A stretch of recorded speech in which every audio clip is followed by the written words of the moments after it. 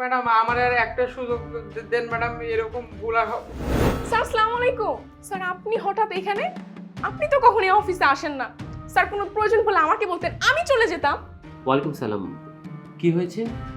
আরে বাবা, আমি হেড অফিস থেকে এখানে এসেছিলাম এক্সকারশনের জন্য, দেখার জন্য যে এই অফিসে কি হচ্ছে।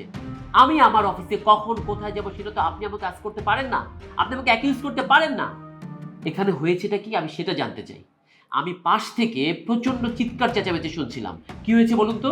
স্যার দেখুন না, কোনো কাজ জানে না, কোনো কিছু জানে না। একটা চা দিতে বলেছি, সে চাতে চিনি দিয়ে ভরে চা দিয়েছে চা মুখের উপর ফেলে। তাই বলে আপনি গরম চাউর গায়ে উড়িয়ে মারবেন?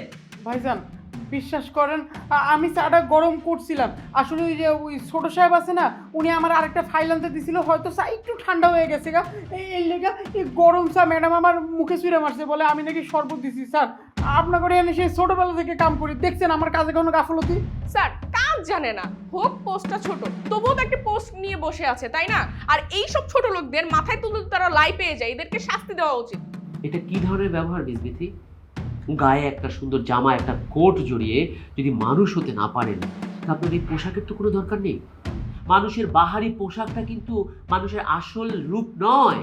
তার আসল রূপ হচ্ছে তার ইনার বিউটি, তার মনের সৌন্দর্য। আপনি বলতে পারেন মনের সৌন্দর্য দেখা যায় না, এক্স্যাক্টলি দেখা যায়। মনের সৌন্দর্য, ভালো মন প্রকাশ পায় তার ব্যবহারের মাধ্যমে। আপনি তোর সাথে খারাপ ব্যবহার করেছেন। আজকে ধরুন আপনার অনেক ফাইল প্রবলেম হয়। রিসেন্টলি আমি দুটো ফাইল পেয়েছি, যে দুটো ফাইলে আপনি প্রবলেম করেছিলেন। একটা ফাইল আপনার সামনে এখানে রয়েছে, এই যে এই ফাইলটা, আপনার ফেসে আমি উড়িয়ে মারলাম। ভালো লাগলো খুব ব্যাপারটা? খুব কষ্ট পেয়েছেন তাই না? এক্স্যাক্টলি সেম কষ্ট এই ছেলেটা পাচ্ছে। এই ছেলেটার বাবা, তার বাবা আমাদের এখানে ছোট থেকে জব করছে। আপনাদের যে বেশি বিশ্বস্ত ওরা। ভাগ্যের দোষে ওরা ততটা শিক্ষিত হতে পারেনি, যে কারণে একটা ভালো জব ওরা পায়নি। আর আপনারা আসছেন গরম চা উড়িয়ে মারতে। স্যার সামান্য একটা পিওনের সামনে আপনি আমার সাথে এরকম ভাবে ব্যবহার করলেন।